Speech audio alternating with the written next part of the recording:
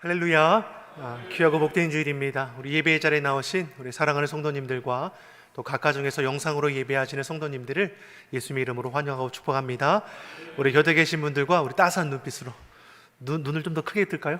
따스한 눈빛으로 우리 두 손 흔들면서 우리 반갑게 인사 나누겠습니다. 잘 오셨습니다. 반갑습니다. 잘 오셨습니다. 반갑습니다. 오늘은 8월 넷째 주일이자 우리 교회력으로는 성령 강림 후 12째 주일로 지킵니다. 성령님께서 코로나19라는 어려움 속에서도, 폭우라는 어려움 속에서도 상한 우리의 마음을 위로해 주시고 무너진 우리 삶의 자리를 회복해 하실 줄 믿습니다. 사람이 마음으로 자기의 길을 계획할지라도 그 인생의 걸음을 인도하시는 분이 여호와 하나님이라 우리는 분명히 고백합니다. 내가 수고하고 내가 노력하는 것 같지만 하나님께서 열어주셔야 합니다. 하나님께서 세워주셔야 하고 하나님께서 지켜주셔야 합니다. 저와 우리 성도님들의 가정과 삶의 자리가 하나님께서 지키시고 세우시는 복 있는 가정 삶이 될 줄 믿습니다. 8월은 우리가 예배 회복과 교회학교 여름 사역을 위해서 함께 기도했습니다. 계속해서 예배 회복을 위해서 우리 다음 세대, 우리 자녀를 위해서 계속해서 기도해 주시면 큰 은혜가 되겠습니다. 이제 9월은 우리 교회와 연결된 선교지와 또 선교사님들의 사역을 위해서 함께 기도하고자 합니다.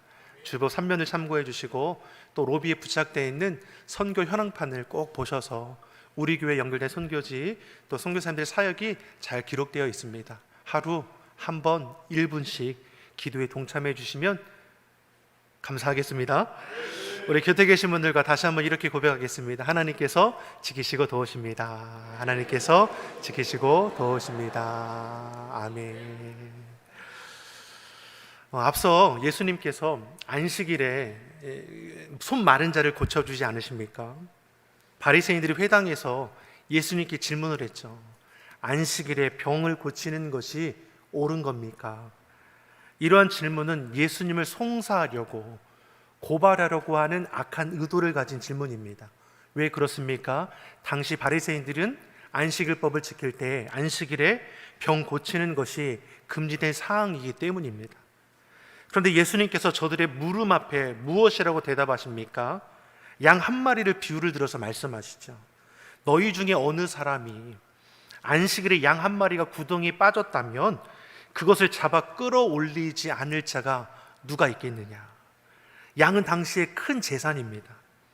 그러한 재산을 지키기 위해 그날이 안식일일지라도 양이 혹 구덩이에 빠졌다면 바리새인들조차 그 안식일에 구덩이에 빠진 양을 건져내었죠. 실제 저들이 행한 것들을 예수님께서 아시고 양을 비유로 말씀하는 것입니다.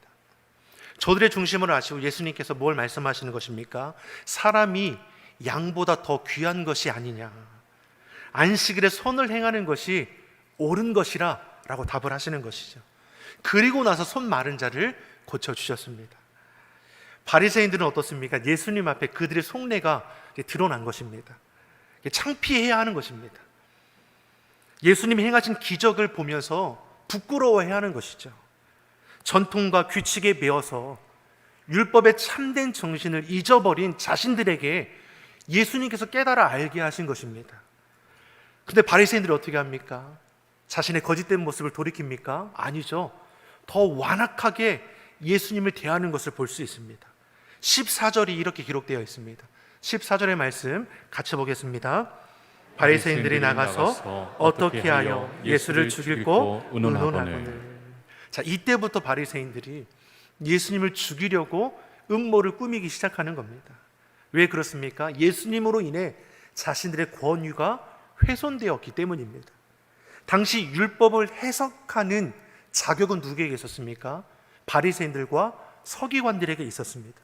근데 예수라는 자가 천국 복음을 전파하고 수많은 병자를 고치고 이제는 자신들에게도 율법을 가리키고 있는 것이니 자신들의 권위가 땅에 떨어지게 된 것이죠. 이에 분이 일어나지만 예수님께서 율법의 본질을 말씀하시는 그 앞에 형식과 규칙에 치우친 자신들은 그 무슨 말로 반박도 하지 못하는 겁니다. 저들이 하려고 하는 것이 무엇입니까? 예수를 죽이고자 음모를 꾸하는 것밖에 없는 것이죠. 안식일에 사람을 고쳤다라는 이유로 안식일에 사람을 죽일 계략을 꾸미는 겁니다. 바리새인들은 안식일이 아닌 날에도 하지 말아야 할 일을 지금 꾸미고 있다는 것입니다. 사람을 살리는 일 때문에 사람을 죽이려고 하는 것이죠. 왜 이러한 모순된 일이 일어나는 겁니까?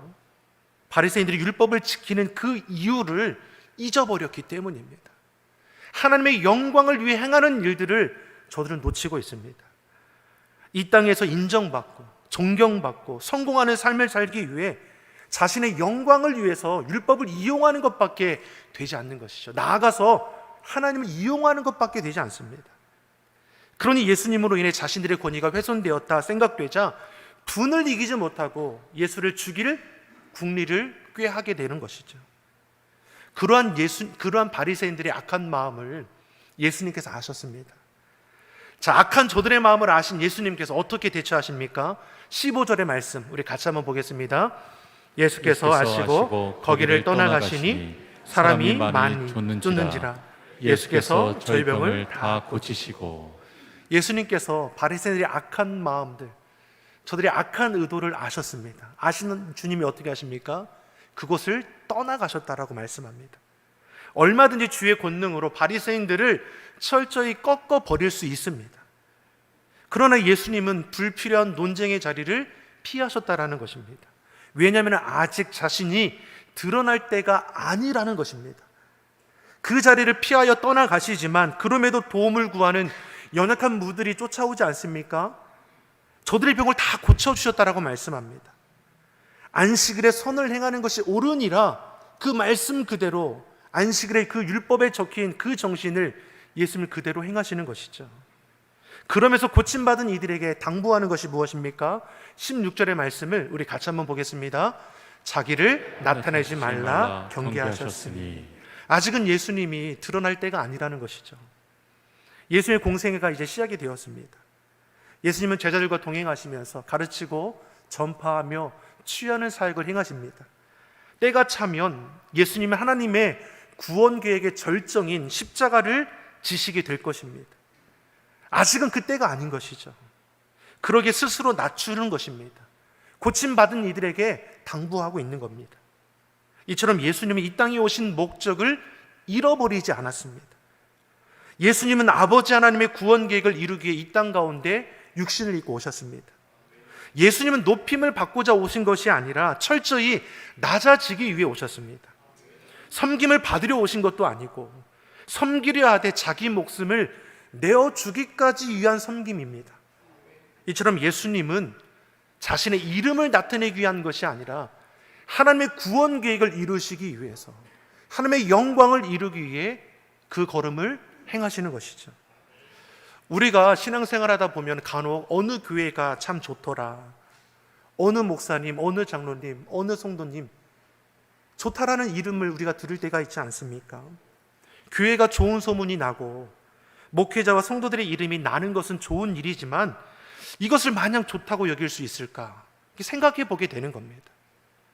예수님은 오늘 본문에서 자신이 드러나는 것을 조심하셨습니다. 하나님의 구원 계획을 이루기 위해서 십자가에 달려 죽으시기까지도 예수님은 하나님의 영광을 위하여 자신의 생명을 내어놓으신 것이죠. 안식일의 병자를 고치신 것도 안식일을 제정하신 하나님의 그 뜻을 알게 하기 위함입니다. 이로 인해 바리새인들이 악한 마음을 품을 것도 알고 계셨습니다. 그럼에도 스스로를 낮추시고 하나님의 그 뜻을 이루어 가시는 것이죠. 이 시대 그리스도인들이 이와 같아야 하는 것입니다. 우리 교회, 우리 목사님, 우리 성도님들의 이름이 나는 것도 좋지만 우리의 수고와 헌신과 열심을 통해서 예수님의 이름이 소문이 나야 하는 것이고 하나님만이 영광을 받으셔야 하는 것입니다. 사랑하는 성도 여러분, 여러분의 수고 헌신을 통해서 예수님만이 기쁨이 되기를 간절히 소망합니다. 이것을 우리가 놓치지 말아야 하는 것이죠. 바리새인들이 책망받은 이유가 어디 있습니까?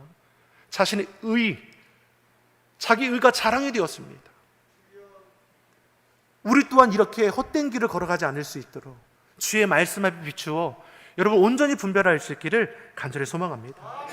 우리가 왜 예배를 전심으로 다하는지, 왜 시간과 물질을 아까워하지 않고 헌신하고 있는지, 왜 악을 악으로 욕을 욕으로 갚는 이 시대에 바보같이 손으로 악을 대적하려고 하는지, 왜 우리가 이렇게 수고하는 것입니까? 하나님의 영광을 위해서입니다. 우리를 구원하신 하나님, 우리를 자녀 삼으신 하나님, 우리를 지키시고 도우신 하나님의 그 은혜 가운데 우리가 참여하고자 하는 것입니다. 하나님의 영광에 참여하고 하나님의 은혜 가운데 거하는 것, 이것이 우리의 열심의 이유가 되어야 하는 것이죠. 사람의 제일 된 목적 무엇입니까? 하나님을 영화롭게 하는 것입니다. 하나님을 기쁘시게 하는 저와 여러분이 되기를 예수님의 이름으로 축원합니다. 이처럼 예수님께서는 그 모든 걸음걸음이 하나님 앞에 초점이 두어 있습니다. 17절 이하에서 21절의 말씀까지 보면 예수님께서 이 땅에 오신 이유가 무엇인지를 분명히 말씀해 줍니다. 구약의 이사야 선지자를 통해서 예언되었던 말씀이 예수님을 통해서 성취되는 것을 보게 하는 것이죠. 18절에서 21절의 말씀 보겠습니다. 오실 예수님에 대해서 무엇을 말씀하셨습니까? 우리 같이 한번 읽어보겠습니다. 보라, 나의 택한 종 곧 내 마음에 기뻐하는 바 나의 사랑하는 자로다. 내가 내 성령을 줄 터이니 그가 심판을 이방에 알게 하리라. 그가 다투지도 아니하며 들레지도 아니하리니 아무도 길에서 그 소리를 듣지 못하리라. 상한 갈대를 꺾지 아니하며 꺼져가는 심지를 끄지 아니하기를 심판하여 이길 때까지 하리니 또한 이방들이 그 이름을 바라리라 함을 이루려 하심이니라. 아멘. 이 내용은 이사야서 41장 1절에서 4절에 기록되어 있는 말씀입니다. 구약의 말씀이 실제로 예수님께서 성취하게 되는 것을 우리로 알게 하시죠. 이사야 선지를 통해서 오실 예수님 무엇이라고 말씀합니까? 첫 번째로 하나님의 택하신 종이요, 하나님이 기뻐하시고 사랑하는 종이라고 했습니다. 여기서 종은 우리가 흔히 알고 있는 노예나 하인을 가리키는 것이 아닙니다. 신뢰받고 사랑받는 아들을 지칭합니다. 예수님께서 세례 요한에게 세례를 받으시고 물에서 올라오셨을 때 어떤 일이 일어났습니까? 하늘이 열리고 하나님의 성령이 비둘기같이 예수님의 머리 위에 임하시고, 그리고 음성이 들리지 않았습니까? 이는 내 사랑하는 아들이요 내 기뻐하는 자라. 본문에서 말씀하는 종, 내가 사랑하고 기뻐하는 종임을 나타내신 것이죠. 이처럼 예수 그리스도는 하나님이 택하신 종이고 하나님이 가장 기뻐하는 아들이라 우리에게 말씀합니다. 그 사랑하고 기뻐하는 아들 예수 그리스도를 우리의 죄를 대신하여 십자가에 못 박게 하신 것이죠. 다시 말해서 무엇입니까? 하나님은 자기 자신을 내어주신 것입니다. 예수님이 죽으신 것은 하나님이 하나님됨을 포기할 정도로 그렇게 우리를 사랑하신다는 것이죠. 이 놀라운 사랑으로 우리가 구원함을 받았습니다. 예수님께서 그 길을 걸어가게 되실 것이고, 그 사랑으로 우리가 구원받아 하나님의 자녀된 자로서 이 땅을 살아가는 것입니다. 저와 여러분도 하나님께 택함 받은 주의 자녀입니다. 우리의 소속이 하나님께 있습니다. 이 땅을 살아가지만 세상 가치와 기준에 매여 있는 자가 되어서는 안 될 것입니다. 여러분, 붙들고자 하는 것이 무엇입니까? 이루고자 하는 목적이 어디에 있습니까?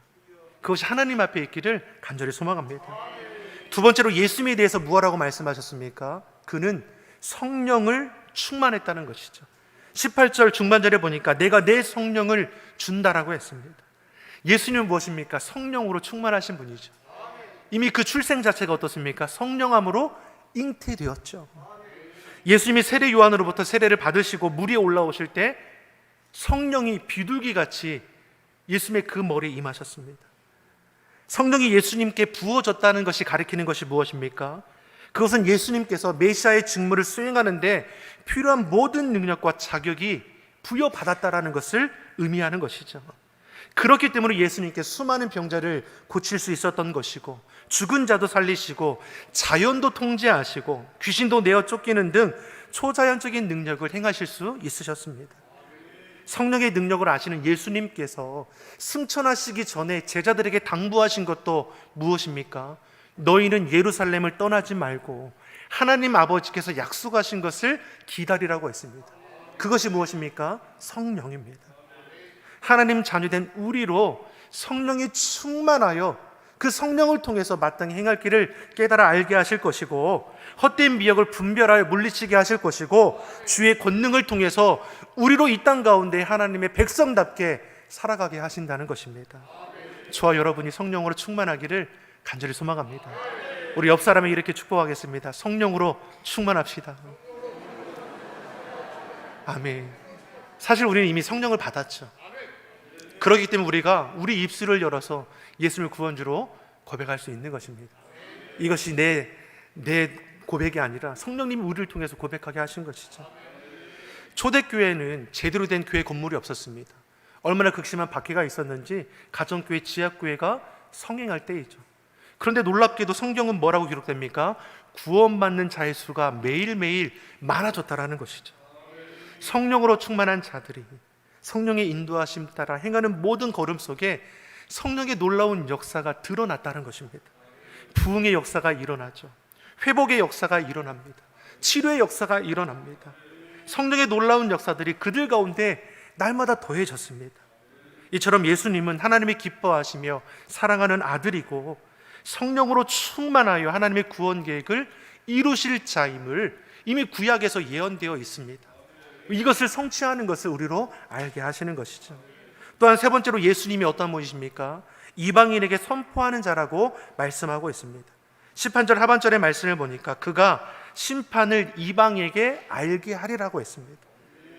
여기서 심판이라는 단어가 우리가 흔히 쓰는 심판의 개념은 아닙니다. 이 말을 복음으로 바꾸면 우리는 더 쉽게 이해할 수 있을 겁니다. 말씀 즉 하나님의 복음을 심판이라 표현하고 있는 것이죠. 심판을 이방에게 알게 하라는 이 말은 복음을 이방인에게 알게 하라는 것입니다. 예수님께서 이 땅에 오신 것은 이스라엘과 유대인의 구원을 위해서만이 아니라 이방인에게 하나님의 심판과 참된 구원의 복음을 전하기 위해서입니다. 이 말씀이 사도행전 1장 3절 말씀에 연결되는 것이죠. 사도행전 1장 8절의 말씀을 우리 같이 한번 읽어보겠습니다. 오직 성령이 너에게 임하시면 너희가 권능을 받고 예루살렘과 온 유대와 사마리아와 땅끝까지 이르러 내 증인이 되리라 하시니라. 아멘. 성령님을 통해서 우리에게 주시는 감동이 무엇입니까? 영원 사랑의 마음을 주시는 것이죠. 예수님께도 복음 전하는 것을 쉬지 않으셨습니다. 주의 제자들도 성령 충만함을 받으니 때를 얻든지 못 얻든지 주의 복음을 전하기 힘썼죠. 우리 가운데도 성령의 충만함을 입었다는 증거가 어떻게 됩니까? 영원 사랑의 마음을 품고 태신자를 위해 기도하게 되고 주의 복음을 전하게 되어 있습니다. 병을 고치고 귀신을 쫓아내는 것 성령의 능력입니다. 하지만 가장 큰 기적과 같은 놀라운 일은 예수님 믿어 구원받는 사건입니다. 사랑하는 성도 여러분, 우리가 예수님 믿는 것은 기적과 같은 사건이라는 것이죠. 믿지 않던 내 가족과 친지들이, 이웃들이 복음을 깨닫게 되는 거, 이것과 바뀔 수 있는 그 은혜의 선물이 어디에 있겠습니까? 주 예수를 믿으라. 그리하면 너와 내 집이 구원을 얻으리라. 구원함을 받는 것보다 더 가치 있고 위대한 일은 없습니다. 우리의 가정이 주님 안에서 구원받는 믿음의 가정 되길 소망합니다. 여러분 주변에 믿지 않는 자들, 여전히 주님을 거절하는 자들이 있다면 여러분 포기하지 마시고 그 영혼을 위해서 기도해 주시기 바랍니다. 하나님의 때가 차면 그 영혼이 입술을 열어 고백하게 될 것이고 함께 예배하며 주님을 찬양하게 될 것입니다. 우리는 그날을 알지 못하지만 하나님께서 그날을 아시기에 우리 하나님께 맡기고 그때까지 인내함으로 주의 일을 감당하는 것이죠. 예수님이 이를 위해서 이 땅 가운데 오셨습니다. 바리새인들의 그 악한 마음을 아셨음에도 저를 대적하지 않으시는 것이죠. 19절에서도 뭘 말씀합니까? 예수님에 대해서 이렇게 말씀하죠. 19절의 말씀 같이 읽어보겠습니다. 그가 다투지도 아니하며 들레지도 아니하리니 아무도 길에서 그 소리를 듣지 못하리라. 아멘. 예수님은 무엇입니까? 다투지도 아니하시고 들레지도 소리내지도 않았다라고 말씀하죠. 예수님이 구원을 이루는 방법을 보면 무엇입니까? 사랑과 용서입니다. 바리새인들이 악한 마음으로 대적할지라도 예수님은 저들과 같이 행동하지 않으셨습니다.